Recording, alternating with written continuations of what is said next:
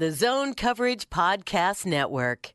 The Andy, Luke, and Arif football machine. Autobots, transform! I like this kind of party! Straight cash, homie. Starts now.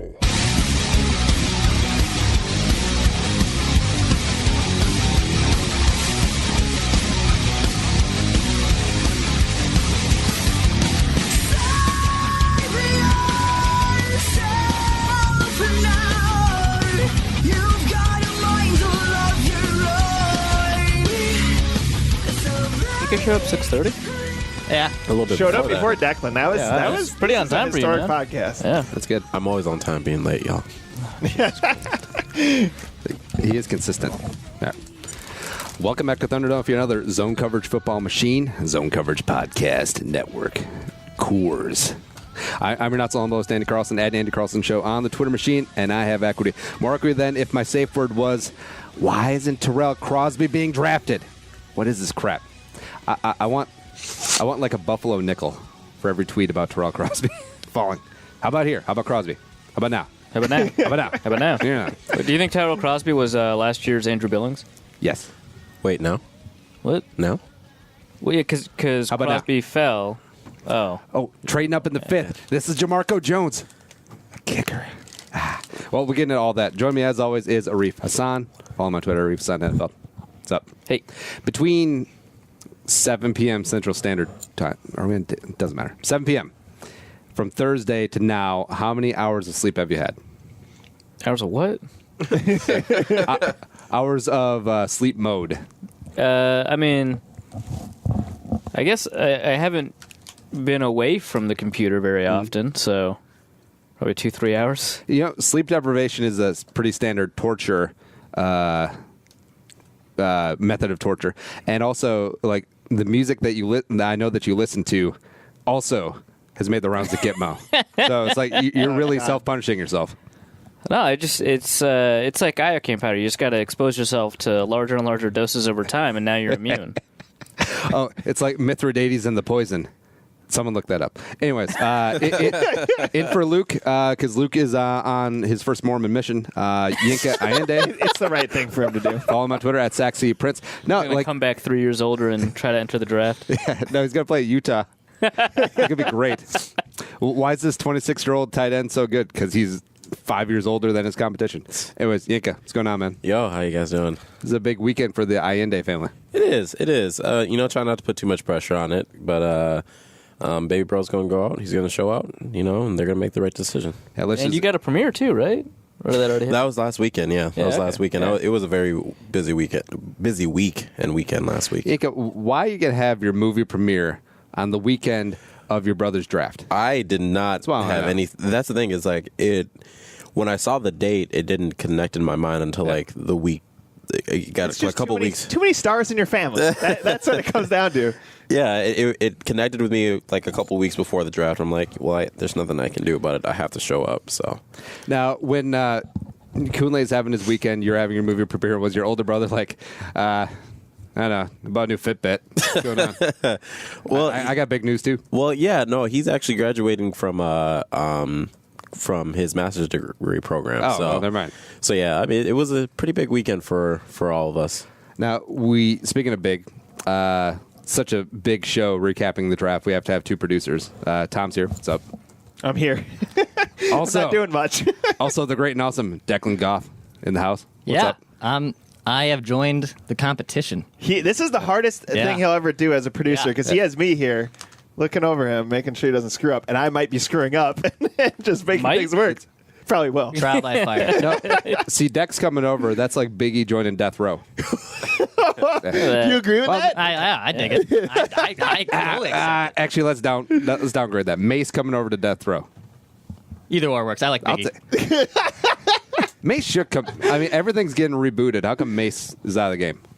I was supposed to be smiling in this picture that you tweeted out. I thought I was smiling. You never smile in any photo. That is your smile. That is technically your Wow. I don't think I've ever seen you. I was like, other than your Twitter profile picture, I don't think I've ever seen you smile. I was like, that's a Photoshop. I'm smiling in this photo. Yeah. People are going to talk about the fact that I never smile. I'm smiling, and then I look at the photo and I'm just like not smiling. It's a very flirtatious photo from you. I can say that. We're all kind of turned on. Yeah, just a little bit. All right. I think I'll accept it. I think Yinka's seeing what he wants to see there. Today we're talking about the draft, talking about the Vikings, all of that good stuff. And as always, follow Zone Coverage on Twitter at Zone Coverage MN. Subscribe, rate, review on the iTunes as well. But all right, so it's grade season. Arif, I know that you're cranking them out because it's hashtag content time. But what was your overall take on draft grades?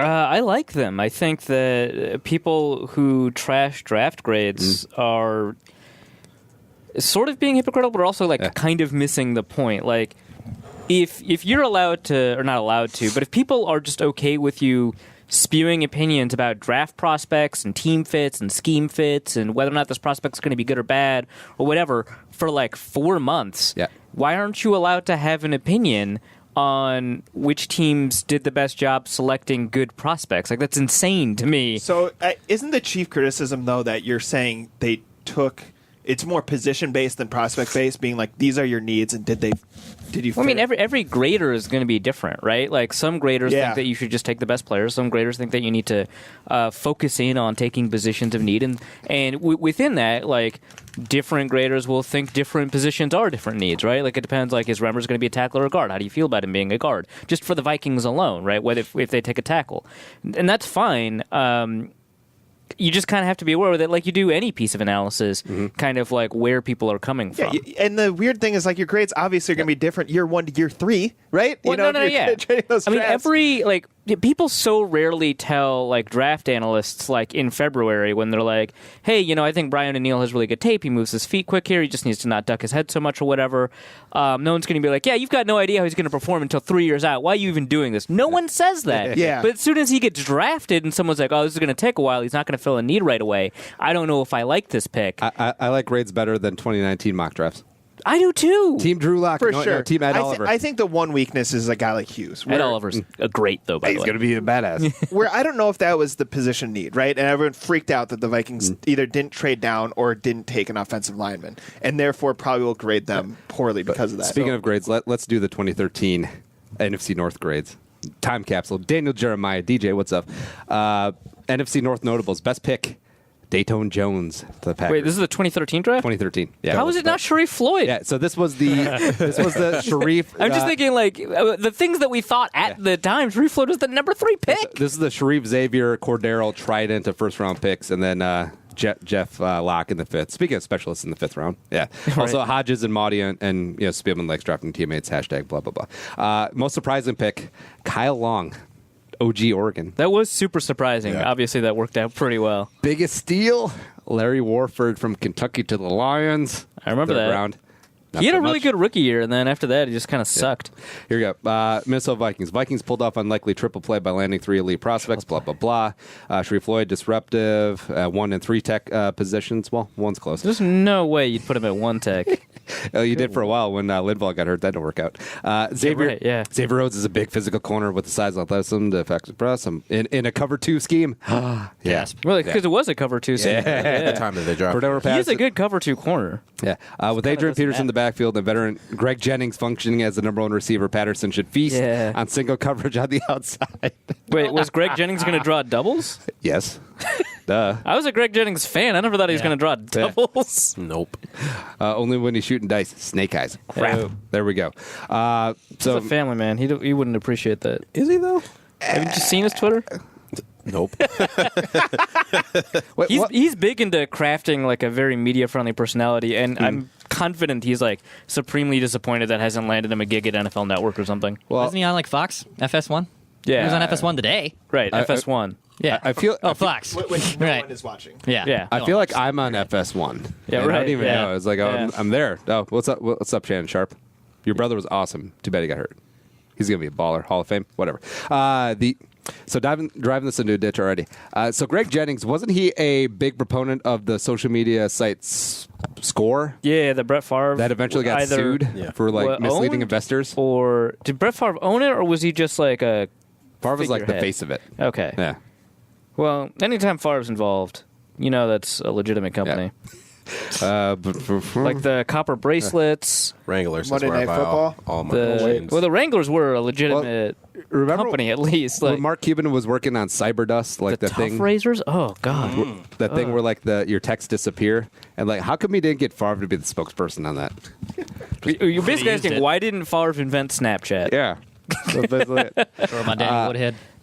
Before he's just a good player. Yeah. Wanted to name my penis after him. In the long off season, we're going to play that like 5 times, that entire YouTube clip. I'll look that up, by the way. All right, so before we get to the Viking stuff, overall, first round, general draft, who did good, who did bad? Who you guys like? I mean, just generally speaking, Washington quietly had a really good draft. Darius Geis, for example, great pick, depending on obviously if he'll fit the team culture there. Yeah, right. Whether or not they'll allow him to play Fortnite or whatever it is. No, I mean, all the Wolves players play it. Well, yeah. well, yeah, PUBG. because they're all Yeah. 18. Yeah. I mean, the first round exit Wolves, that's not the kind of team chemistry you want, man. That's why they lost. It was Fortnite. It has to be. Although, don't we, like... So in our zone, to Yes, drive it even further into ditch, there's an argument that someone was making in our zone coverage Slack that this actually helps them. Yes, Lucas Seehafer, who is Yeah. like a he's not a doctor yet, but in training, I guess. Right, Yeah.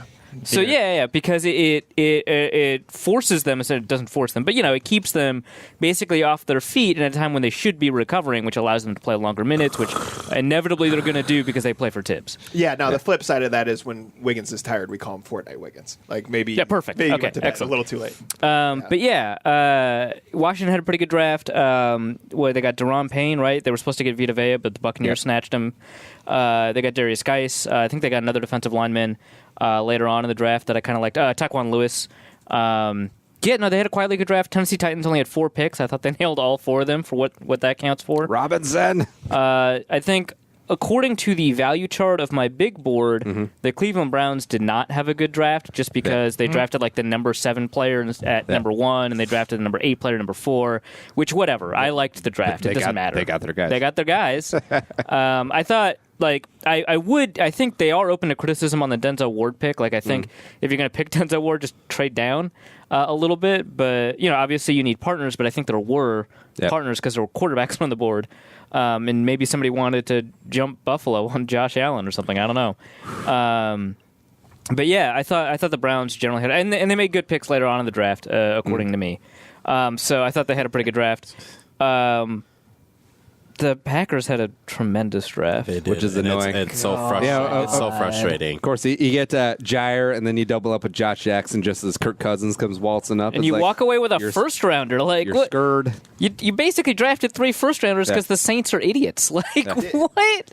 So the question there is, did they ask Aaron Rodgers before every pick? Yeah, right. Yeah, he wants to be more involved. Hey, so we're getting another cornerback. I know you want receivers. They don't exist. Then So. they drafted 9 receivers afterwards. That's true. Yeah. Maybe that's the price he extracted, right? Yeah. Aaron came in and is like, all right, I have the cards now. I'm sending them in. See, he got Jamon Moore. He got a tackle. He got Marquez Valdes-Scantling. He's like 6'4". That should be nice. And Ekonemi St. Brown. Yeah. Great pick. Yeah. Evidently, he just ticks tons of people off, though. I'm super annoyed that Chicago got Roquan just falling into the lap at 8. Yeah. You didn't have to maneuver. I mean, the entire division had a better draft, I think, than the Vikings, which we'll get into, obviously, in more detail. Doesn't a little bit Detroit later. know that you don't draft interior offensive linemen in the first round? Those idiots. Yeah. Like, I expect the Bengals to fall into that trap. They're like, the price is good. They need to. Yeah. But yeah, I think like half their picks were good, half their picks were questionable. They ended up with Tyrell Crosby. They ended up with Frank Ragnow. Yeah. Really good stuff. I don't know why you draft a fullback. But Is it better than drafting a punter, though, no. in the 5th round? No, punters have a bigger impact on the game. Trading up for a kicker, even though he's awesome. Or I said punter. With I a great meant kicker. name. Yeah. Kickers With a great might name. have a bigger impact on the game. Dan. Dan Johnson, BYU. No one got that? Okay. Lieutenant Dan. Kerryon Johnson was a pretty poor pick, but other than that, I thought the Lions had a really good draft. No, they're building up their offensive line for Kerryon Johnson. I love that Quinn was like, yeah, we weren't really thinking about Johnson, except then on day 2 we got fixated. We're like, all right, we're getting him. It's like, It's not really how you should operate, Bob. On like day 2, they're just like, wait a second. Have any of you watched this guy? Yeah. Wow, he's really good. Now, see, that's something I would expect from the Bengals front office. Like day 3 rolls around, it's like, you know who's really good? Like that guy, super obvious guy. But Lions, like, you're Bob Quinn, man. He came from the Patriots. He should be buttoned up. Unless he's just completely BSing.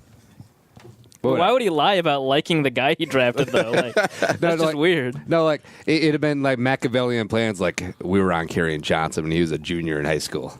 As opposed to, we just woke up today. Whatever. That's fair. Yeah.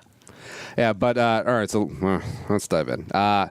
Vikings fans, sort of apoplectic about the Vikings need a right guard. Who's going to play right guard? Is it going to be, can Mike Hughes add weight and play right guard? That's my favorite, just like trophy joke. But Mike Hughes, cornerback, national champion, UCF. Come on down, baby. I'm pretty pumped. He's good. Yeah, he's a very good player. I said this after the pick is I like the player, but I don't necessarily like the pick. You like the player, but you hate the game. Close enough. That was kind of my point though with the draft grades. Like he could pan out really well, but right now people will grade it poorly, and that's where I think the flaw. No, but like that's okay. So that's the thing is like if he turns out to be a good player, that's fine. I don't think very many people that are upset with the pick are predicting that he won't turn out to be a good player. The question is like sort of at what cost? Like the cost was like Austin Corbett or Connor Williams or whatever, right? Sure. And like. So then how do you, not to cut you off, but like how do you feel then, because obviously the talk as far as the analytics side is, people who say, obviously a right guard or really anyone that's not a tackle on the offensive line is not a premium pick if you're not a quarterback, D end or corner or whatever the case is. So I don't think that's, so I think, okay, so cornerbacks have a bigger impact on the game than guards. That's true.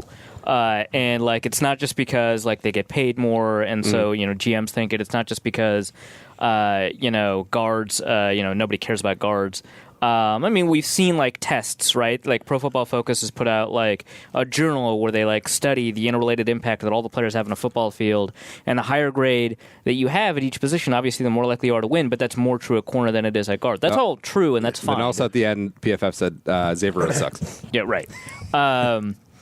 That's all like that's fine that cornerbacks have a bigger impact, but like the marginal improvement that the Vikings are going to get by adding a cornerback that might be better than Trey Waynes or Mackenzie Alexander. Yep. Alexander, by the way, who's improved over the course of the year, is I think smaller than the marginal improvement you get over like Tom Compton or Danny Isidora versus a first round guard. But Will Hernandez was right there, Arif. He was. Maybe he's not a scheme fit. Maybe he is. I think he'd make it work. I think the thing is that you add more wins with the guard because of the marginal improvement you get than with the cornerback, especially because you have multiple shots, I think, at getting an impact cornerback versus, especially in this draft, versus an impact guard where all the guards just dried up and they couldn't get a guard until like the 6th round or something. Except then they got a good one. Yeah, well, it was a good pick for a 5th or 6th rounder, right? Like, great. Yeah. Zone running scheme? You know what we're doing here? Yeah, let's get the opposite guy. Yeah, right. Whatever. But like, yeah, I mean, like, okay, so you got someone who's going to, like, outdo Jeff Baca, probably. That's fantastic. But, like... The Baca line. Right? But, like, there are good cornerbacks that all the way into the 3rd round of the draft, and because cornerback is a long-term need, you can plan for it in the medium term. You don't have to solve it right away. Like, maybe you don't have Mackenzie Alexander, the solution's not all locked up, and maybe Terrence Newman is not going to be who he is after you finally re-sign him, which you didn't know you were going to do at the draft. That's all true, but you can still get a guy next year that corner because there's good cornerbacks that are coming out every year now. Yeah, you can get a guy next year to solve that like kind of long-term problem. Even though knowing that like cornerbacks, especially in Zimmer's system, have a long lead time. You've got the 5th-year option on Trey Waynes, which I'm pretty confident they knew which way they were leaning on during the draft. Plus, I mean, you're an attractive option for free agents. So like.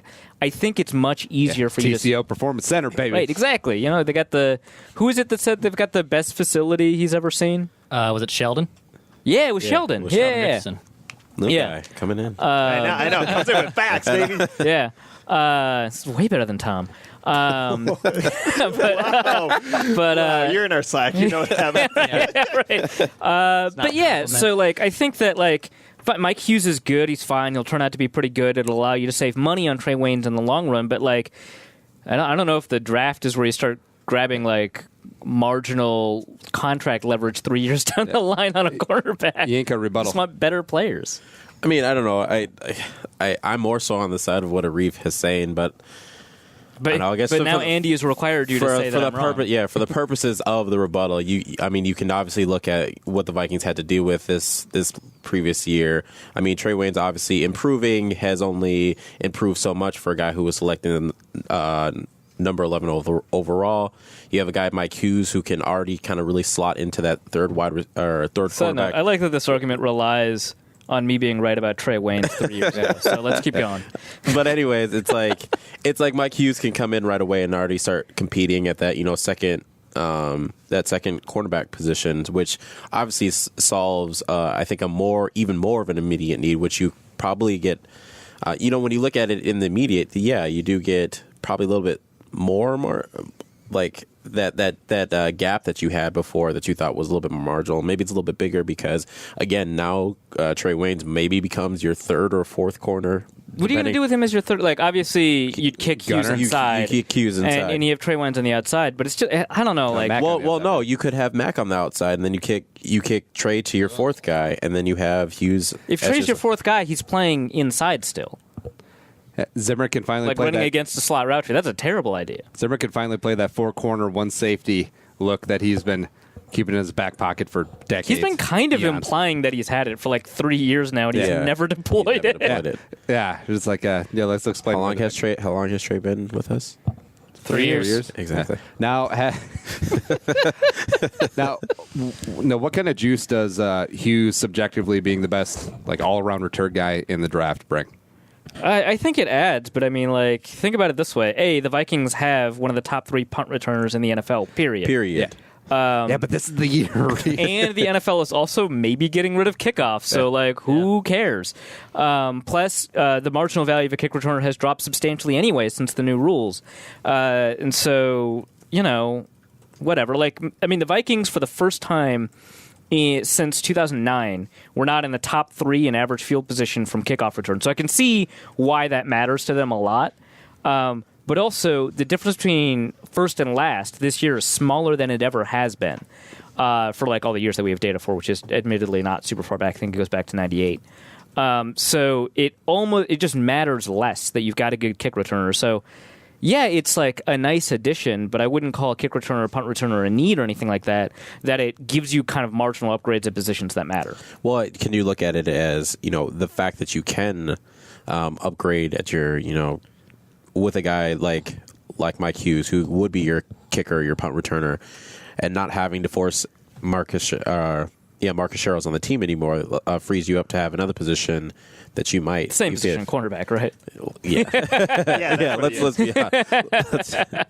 It allows you to get Holton Hill on the team. I don't know, maybe So it's less. It does free up your 5th depth option, but that's what 6th round picks are for anyway. Yeah, that you get better options on depth. I'm not going to say it's unimportant that you free up a roster spot at the bottom of your roster because how often have the Vikings have had to dip there and wanted a higher quality player than they had. But I'm how many times have they not wanted to have Marcus Sherrill's cover Kelvin Benjamin? Yeah. Right. But again. That's valuable, but I don't think all of these small things add up to something bigger than a high quality guard. Especially because it sounds like the Vikings expected a guard to be there at 62, and I think they just misplayed the board. Last piece, and then we'll move on to 62. If you had to stay put at 30, who would you pick? Connor Williams. Yeah, I probably would have put Connor Williams. It sounds like the Vikings, if they were going to pick a guard or redraft, probably would have picked Austin Corbett. Yeah. Who went higher than even I expected him to. Well, the Browns are it's Joel Bitonio. Yeah, it's Joel Bitonio, right?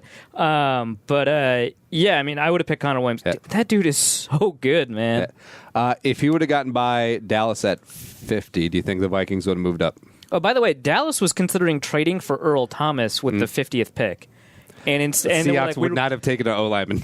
Yeah, right. And if Connor Williams wasn't there, we would have traded 50. Yeah. I'm just thinking, I like Connor Williams a lot, but Earl Thomas? Are you kidding? Yeah, trade 50. Go ahead, take it. What are you doing? Do you want it the first as well too? We'll just throw it in. Yeah, except what ties does Earl Thomas have to Texas? That's what I want to know.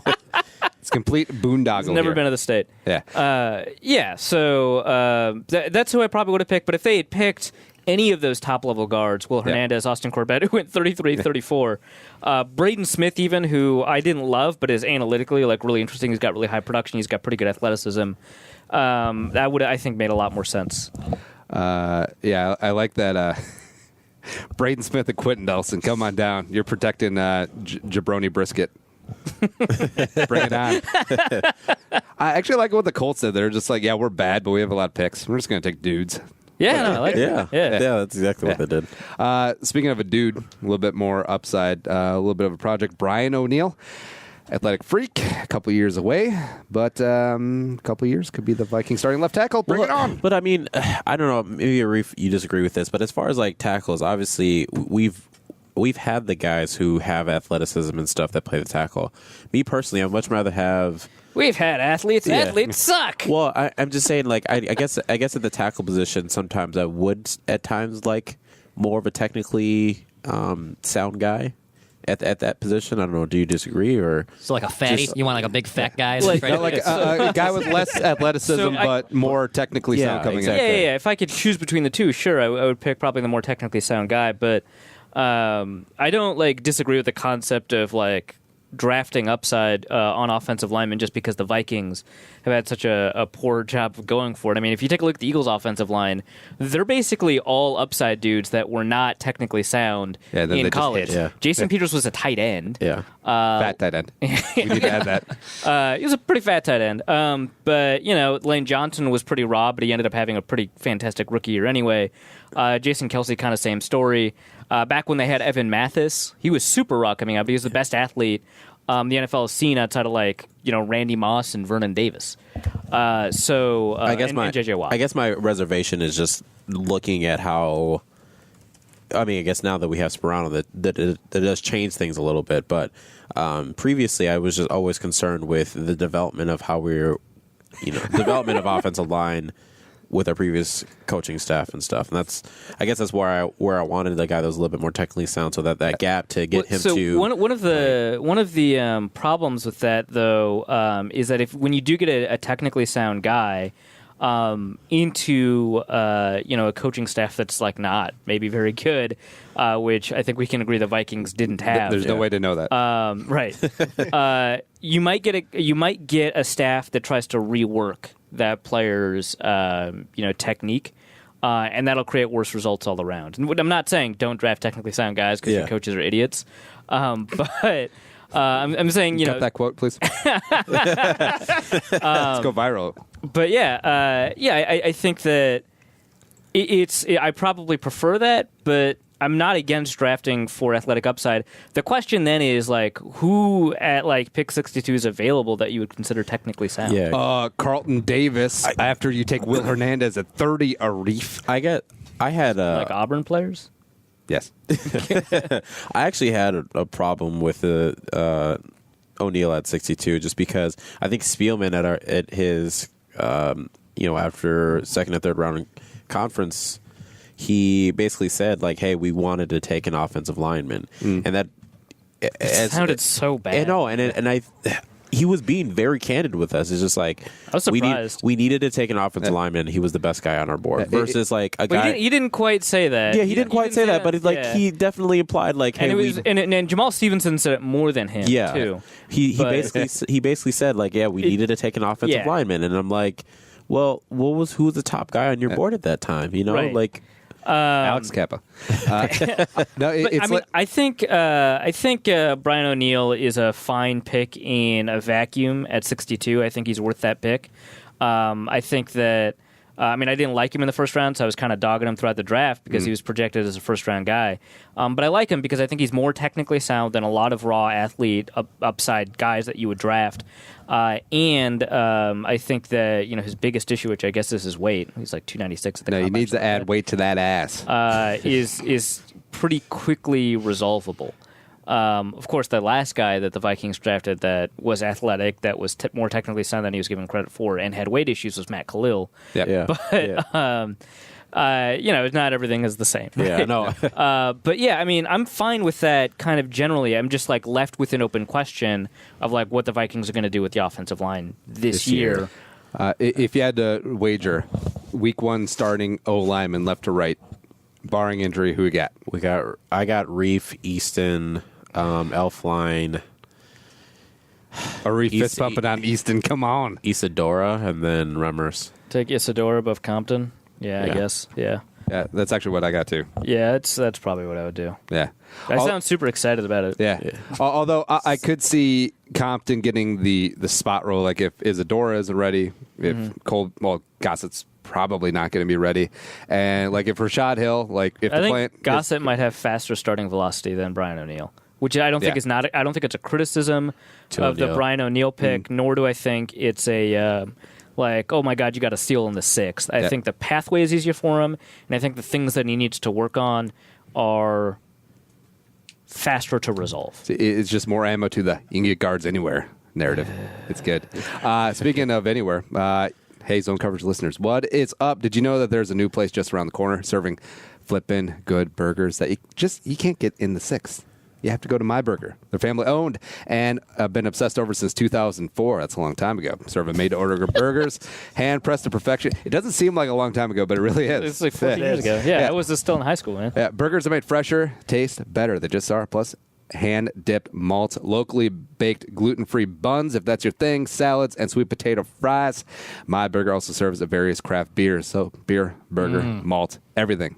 So if you wanted gluten and you got a gluten-free bun, you could still get it in the beer. Yeah. I heard buns and somewhat not checked out, but I got into my own mind. You got a little excited. Yeah, I was like, a little excited. Found your happy place? He went to the 7th floor crew. 5 Twin Cities locations, including Stadium Village, Richfield, Calhoun, Skyway, Minneapolis, and the new location, Mac Groveland. Call us homebodies, but we like a local. There's no shame in ordering online in seconds, myburgerusa.com, or just dip in. Plus, get a free My Burger gift card, good for a free burger. That is right, free. The namesake burger.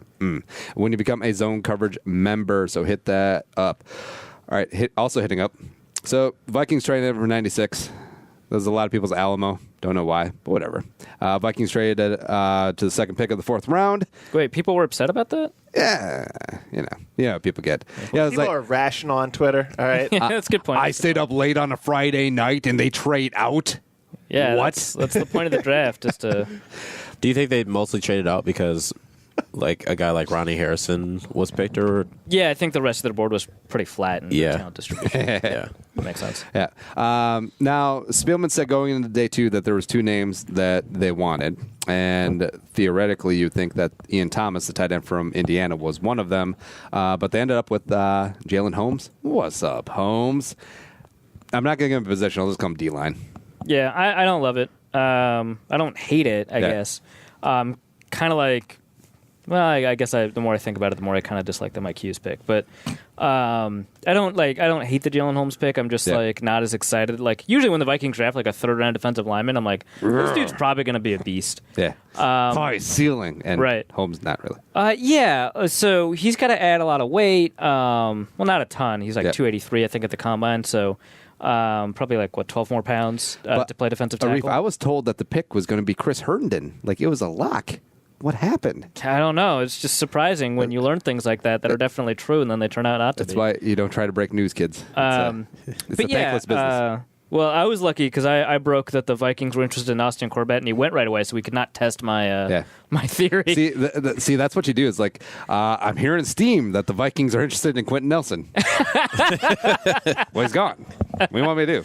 But yeah, he's built as pretty athletic, and he's got a lot of upside, and he's got 34-inch arms. He's 6'5". So he's definitely got a lot of tools to work with, and he's very explosive. He's vertical in his broad jump, great scores, especially after you adjust for his weight.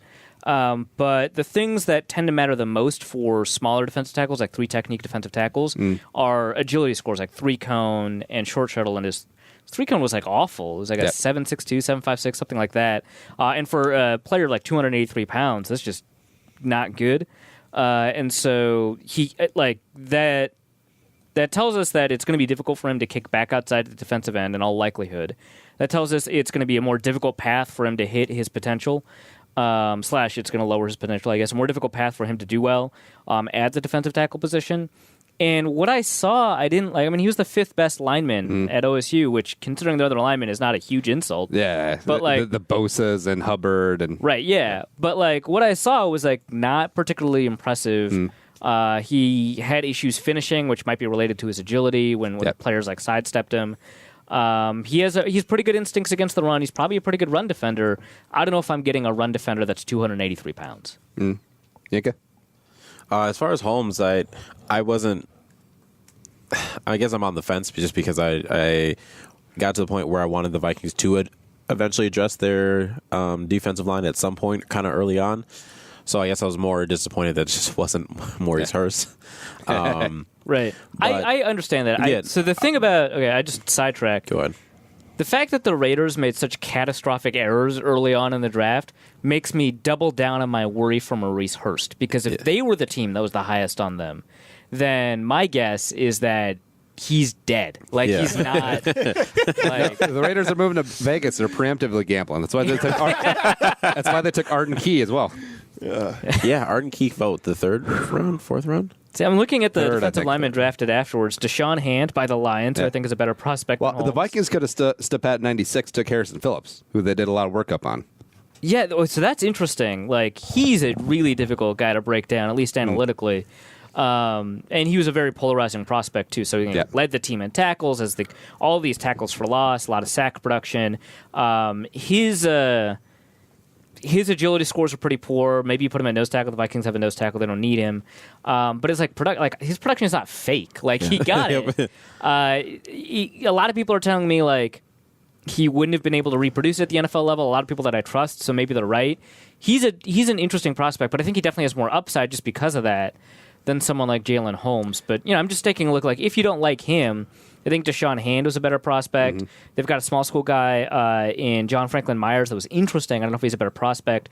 Kentavious Street, who you'd have to wait a year on, but you're basically going to wait a year on Jalen Holmes anyway. I think is a much better prospect. Josh Sweat. That was going to be the next name. Josh Sweat would have been super interesting. Stupid Eagles and their stupid faces. I hear his knees are made of paper, so like if maybe he's not actually like literally.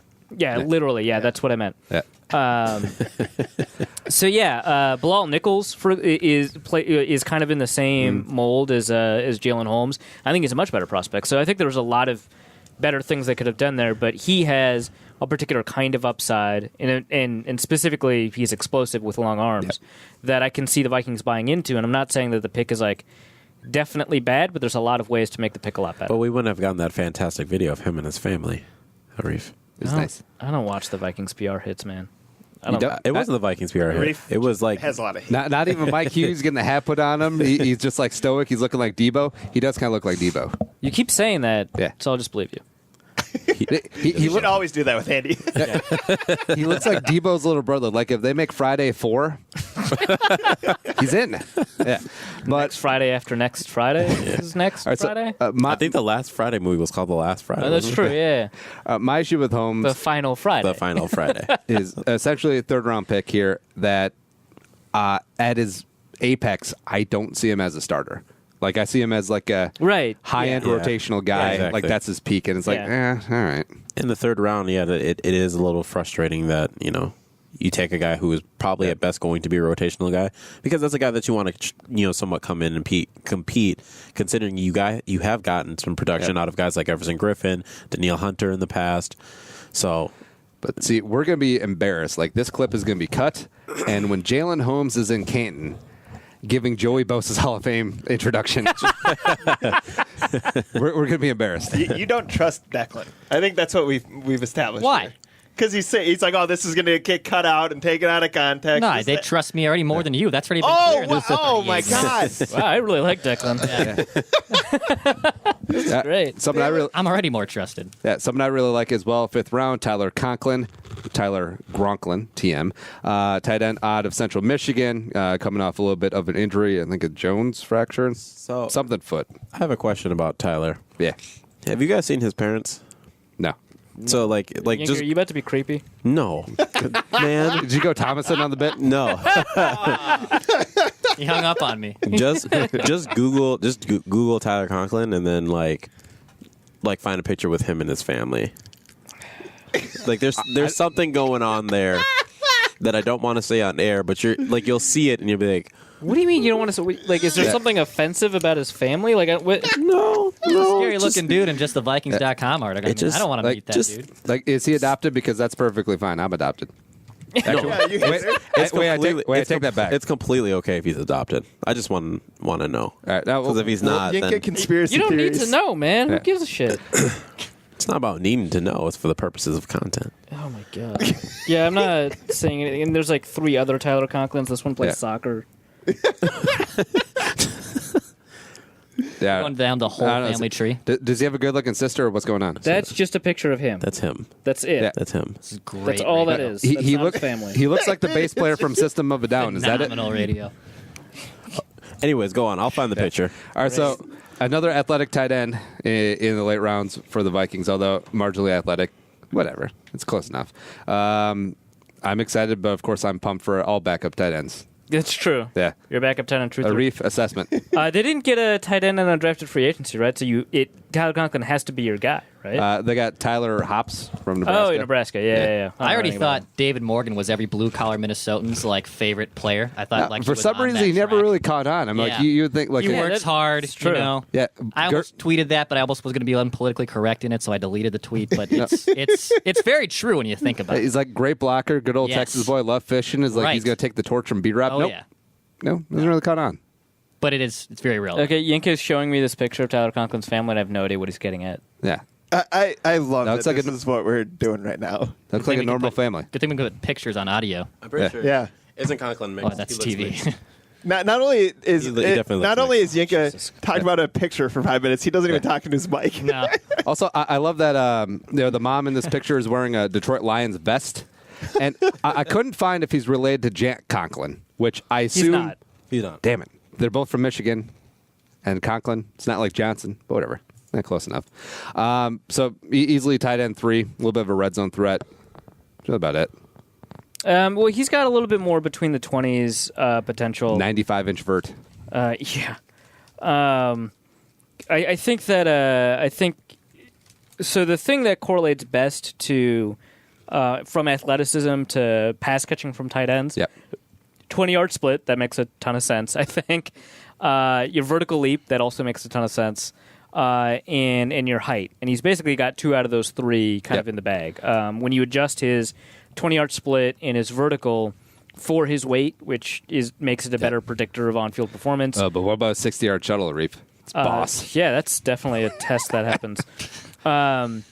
He's got a lot of athletic potential to be between the 20s pass catching tight end, which the Vikings don't really have, right? Because Rudolph is basically kind of a red zone only threat with occasional leak out options Yeah. when he's not, in the red zone. How dare you spread that hateful, accurate propaganda? I'm sorry.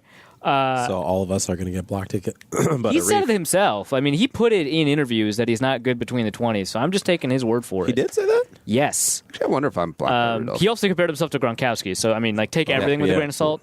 But yeah, no, he said that. Ooh, I'm not. Nice. But he's You will be soon. his scores indicate somebody who's extremely quick for his size, someone who's Yep. pretty explosive, and someone who runs pretty fast in a straight line. So he's got kind of all these dimensions of athleticism that should translate pretty well. His production, given that he was at Central Michigan, is kind of average or whatever. Like a draft pick surrounded by non-draft picks should account for a greater percentage of their team's receiving yards. But for the most part, I think he's like a high upside tight end that you might be able to get something out of. Oh, just looked up his basketball picks. Man, Clean shaven. football changed you, man. It did. Yeah. But has he seen some shit now? No, he in basketball he looks like the clean cut, like clean shaven, like just all American boy. kid. And then after football, he looks he looks like a member of SEAL Team 6. All tatted up. He's got the facial hair. What's up? No big deal. Speaking of big deal, so kicker, trading up in the 5th, getting a kicker, damn good one. decent name. Daniel Carlson. Going on. Monster leg. I think Rip, R.I.P., Kai Forbath. And yeah, I get the consternation. The whole don't draft specialists, blah, blah, blah. But if he solves the kicker issue for the Vikings that has been plagued us since Blair Walsh got the yips, whatever. Yep. I'm okay. Honestly, I'm not on team. Climate Pocket would hate me for saying this, but I'm not completely on team don't draft specialist. I'm definitely on team, like, if I have a 7th round pick, and there's not anybody that I'm in love with on the board, I essentially use my 7th round picks as undrafted free agents. Priority undrafted free agents. And getting a guy like, whoever that you want versus having him choose and not coming to your team, for me, it's better, especially at the kicker position where we've had enough heartaches over the last couple of years as far as that. So I'd much rather have a guy that I feel like can come in, compete, and be consistent and not have to worry about the position anymore than to continue to gamble at something that obviously affects the game more so than a lot of other positions. 6'5", 213, too. I feel like that's pretty big for a kicker. It's huge. Yeah, it's huge. very. He's definitely the punter body. Oh, he could finally be the first kicker punter. Can he just gain weight and play on the line? Yeah. He could. Yeah. He's basically the size of Sluter.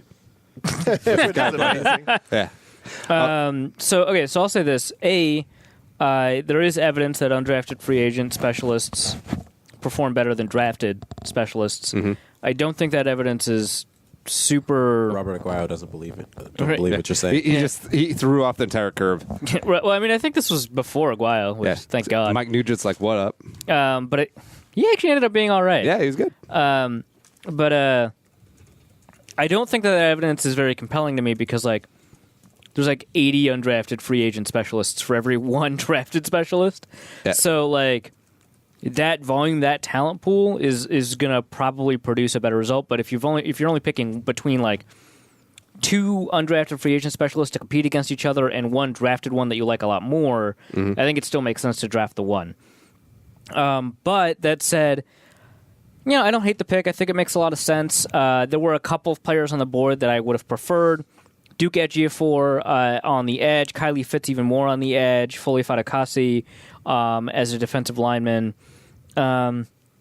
Maybe a couple of there's Deshaun Elliott safety, but they don't really draft safeties. Yep. It's Harrison Smith, and we're good. We're good. But the linebacker / safety from Yale, Foya Luakun. A couple of players I would have preferred. A lot of players I would not have. Right, and so he's in the top half of players that I would have drafted there. Yeah, but Carlson So it's kicked off a run on specialists. He did. 2 punters went immediately after him. Yeah, they're like, oh, better go get our guys. They play a different position. Whatever. Don't care. We're good. Wrapping up, of course, 6th rounder, Colby Gossett coming down from the Blue Ridge Mountains to kick some ass. I like the pick, if you didn't. Yeah, so... I trust any guy named Colby. That's fine. Sounds like a weird buddy cop movie. Oh, Colby no, and Declan. Colby and Deck. During the offseason, we got to do a official nickname show. I think Colby's official nickname is going to be Cheese. It's got to be, right? Yeah.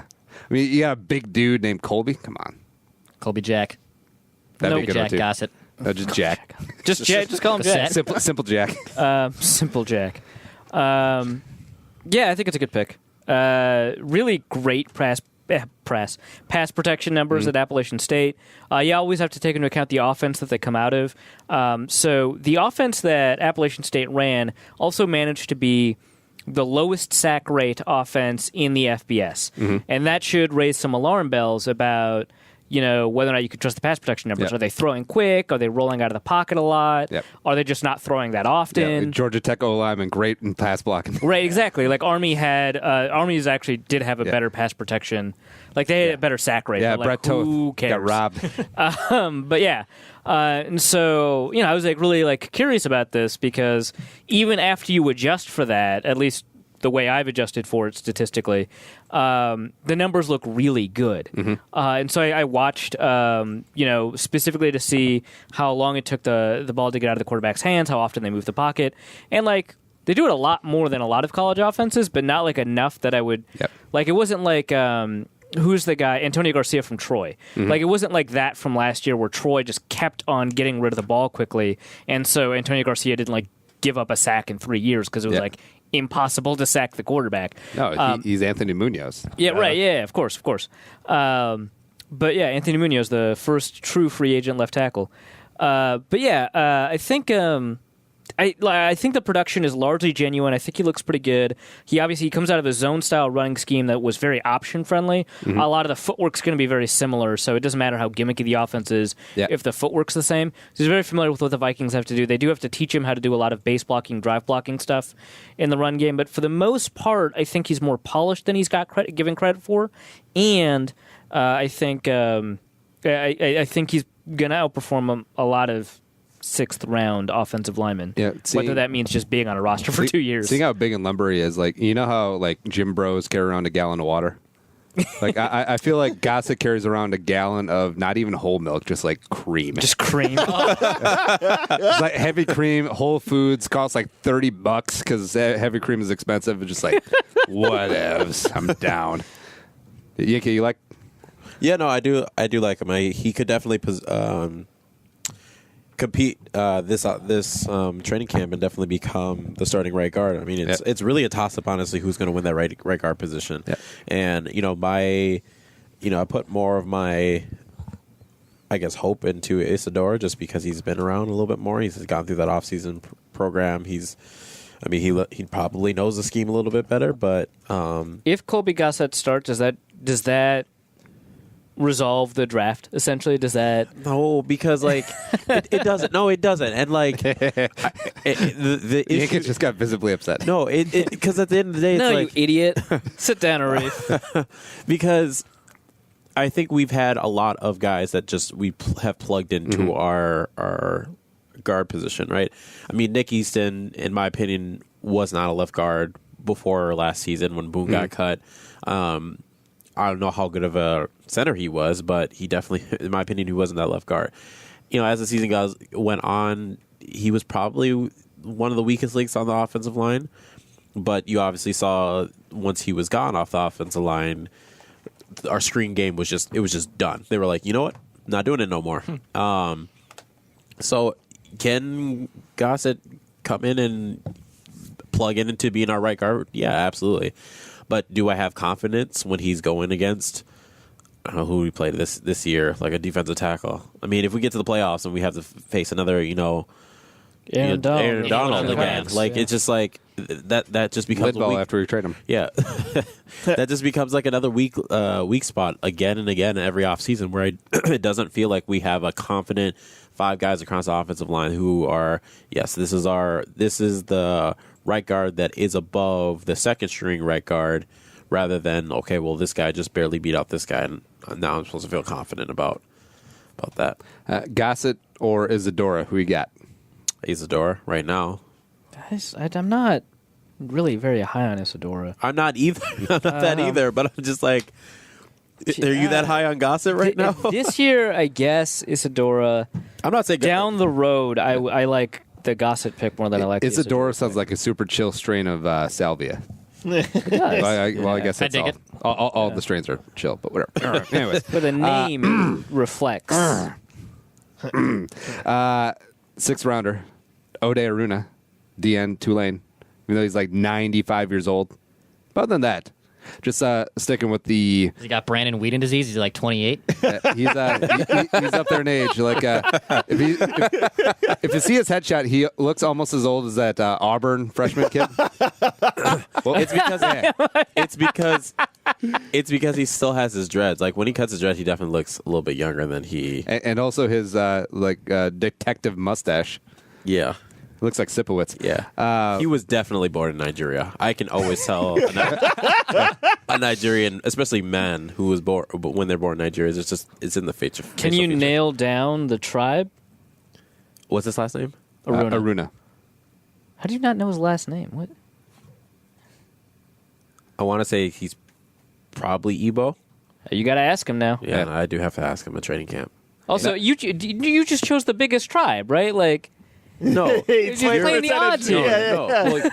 Well, Yoruba is pretty big as well too. So I mean, but Igbo's the biggest, right? Okay, cool. You shut down Andrew Wiggins. That's what The Nigerian Tribe podcast coming soon. Zone Coverage Podcast Network. Well, at this point, they're just drafting Nigerians for me to make fun of you guys every single year when you butcher their names. But Fedio Denebo. yeah, last year. Nailed it. There we go. Just another athletic, raw edge guy in the vein of Odenigbo and Tayshaun Bauer and Stephen Weatherly. All right. Yeah, he doesn't have quite the agility scores, which I mentioned, with the Holmes pick matters a lot more for edge players and 3 techniques. But his explosion scores are even better. Yep. And so they've got a better chance of overcoming it. The Vikings have, over the past 2 or 3 years, transitioned from focusing on 3-cone scores for edge rushers to explosion scores a lot more, and I think this is a really good example of that because they could have, focused on guys that did have really good agility scores.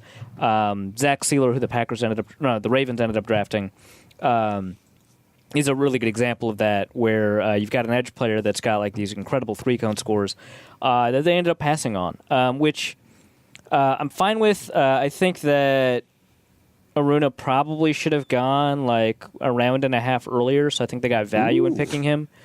It's like you're debating between like the bottom of the 6th versus the top of the 5th. Still around. It's like it's the same difference between the number 1 overall pick and the second rounder. That's a really good point. That's what I was trying to get across. Yeah. I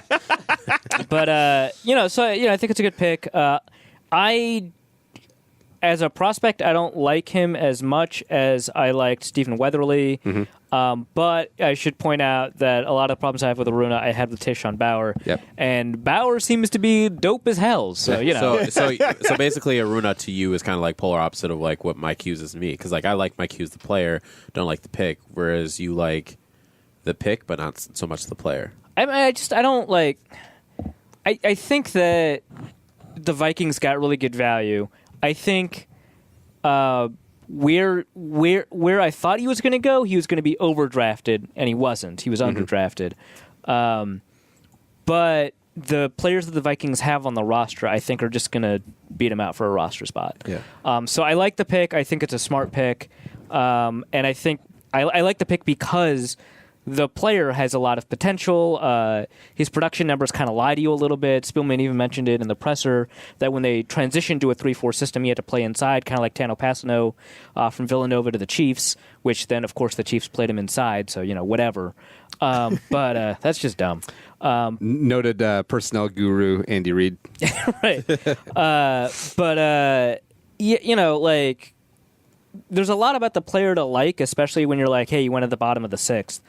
I just think that the players on the roster are probably better. Up against the clock, before we get to this great UDFA class, sum up 7th-round linebacker out of Cal, Devontae Downs, in a sound. One sound. I'll start. I'm a little more interested. Yinka? There we go. UDFA is now... great coverage scores, by the way. Devontae Downs had great coverage scores. Now, the cliche that happens every year is like, I like the UDFA is better than the draft picks. Yeah. Oh, okay, calm down, Jabroni. But crown jewels of this year's crop, obviously Holton Hill, cornerback out of Texas. Vikings did a lot of work on him. Hercules Mataafa. D-tackle, DN, linebacker, whatever, out of Washington State. He'll play somewhere. And There's also, going to be one person that calls him Mufasa. I can guarantee Heard that. But yeah, let's start with Hill. Obviously, super talented. Has a couple issues. That's about it. I think he could develop into something. Yeah. Yeah, I mean, if not for the off the field issues, he probably would have gone anywhere from like the 2nd round to the 4th round. Yeah, probably late. Yeah, I was going to say late 2nd, maybe early 3rd. It's difficult to tell because like the off the field issues were immediately a part of his evaluation, and they're the first thing. It's kind of like with Antonio Callaway; they're the first thing you see whenever you open up a scouting report about him or anything like that. But he's got a lot of size, he's got a lot of athleticism, and his production in coverage is really good. I would expect if I was going to name, and everybody's bad at this, including me, but if I was going to name a couple of undrafted free agents, say if I was only allowed 3 to make the team, I would predict Holton Hill to be the guy. Who'd now, be of course, probably Hercules Mataafa, but I'm actually less confident about that, despite how highly he was rated. So like Hill, big drop off. Yeah. And then I don't know. There's not a lot of good undrafted free agents. Jake Wieneke is Adam Thielen. I like Jake Wieneke. I like the other receiver from Southern Miss a lot. Why do you hate Jeff Badet? What's he going to do? He can't return kicks. Mike Hughes is there. It's always good to have a backup kick returner in this league, Arif.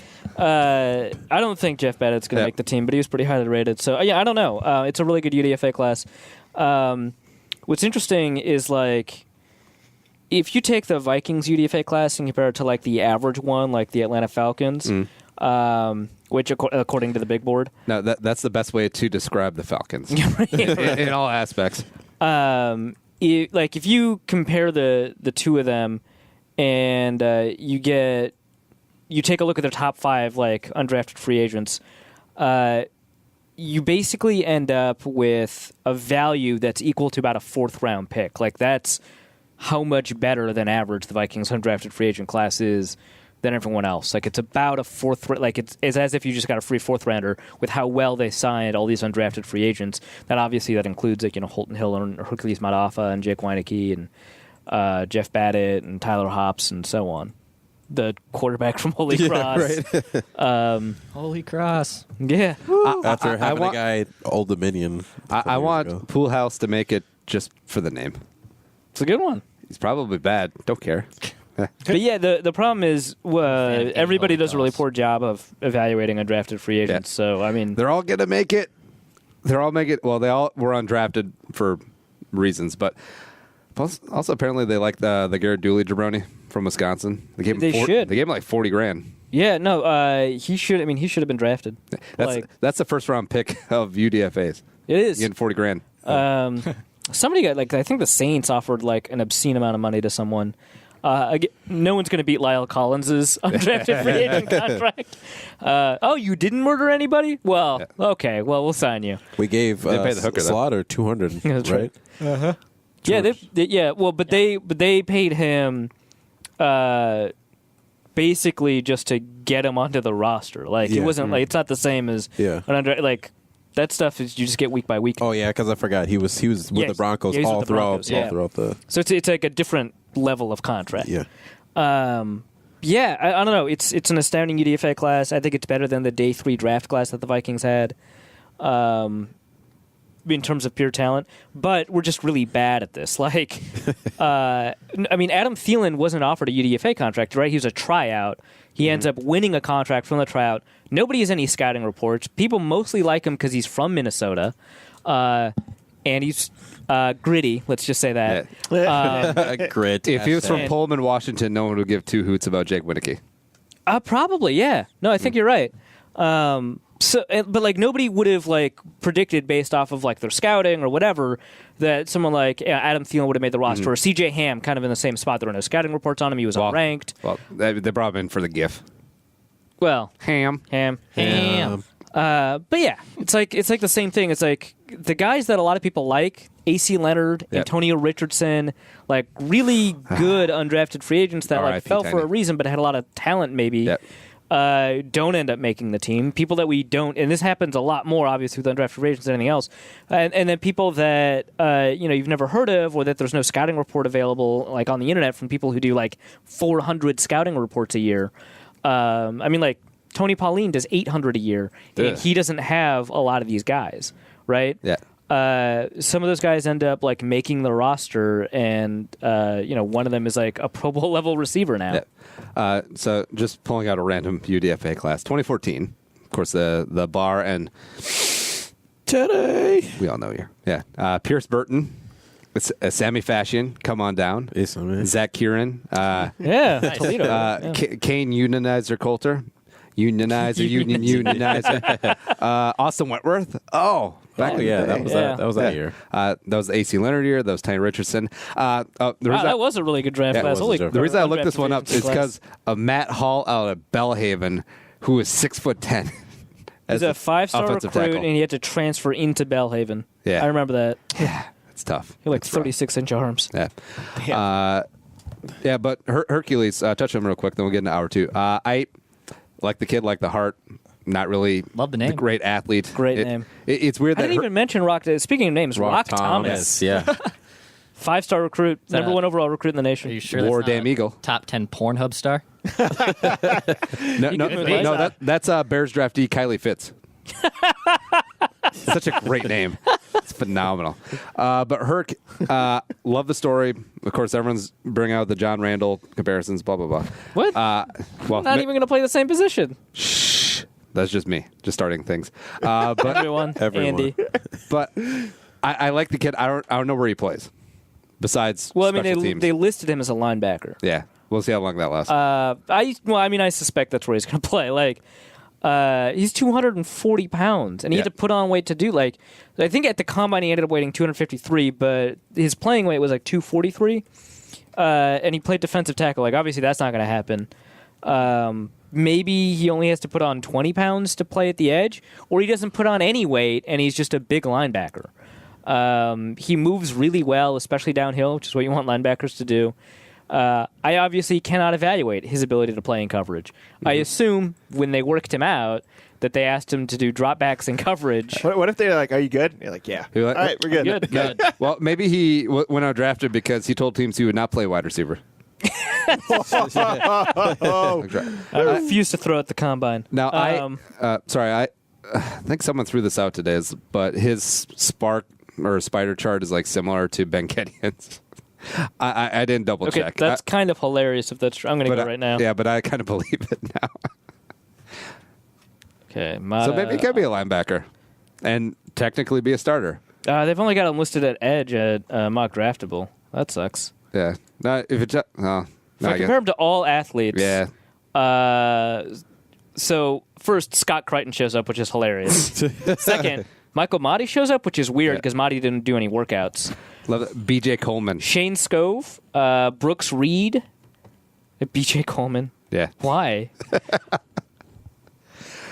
Look, we got a couple of linebackers on here. This is a surprise, but Scott Crichton is a free agent. Weird. Yeah. Oh, Shane Scove also didn't work out. His top comparables are people who didn't work out. Makes sense. Awesome.